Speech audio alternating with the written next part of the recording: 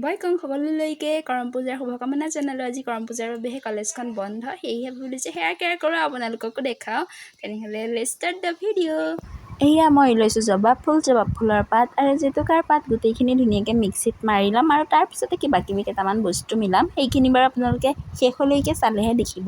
আপোনালোকে ভিডিঅ'টো চাই লাইক এটা কৰি দিব আৰু চেনেলটো প্লিজ ছাবস্ক্ৰাইব কৰি দিব। ইয়াতে মই ৰাইচ ৱাটাৰ অলপ মিলাই দিলোঁ, মানে চাউল ধোৱা পানী অলপ মিলাই দিলোঁ। আমাক ভগৱানে ধুনীয়া চুলি এখিনি দিয়ে আহিছে, খালি আমি কেৱল যত্ন কৰি তাক ধুনীয়াকৈ ৰাখিলেই হ'ল। কিন্তু আমি তাকেই নকৰি গৈ কেমিকেল ট্ৰিটমেণ্ট কিছুমান ইউজ কৰোঁ, যাৰ বাবে চুলিখিনি একেবাৰে বেয়া হৈ যায়।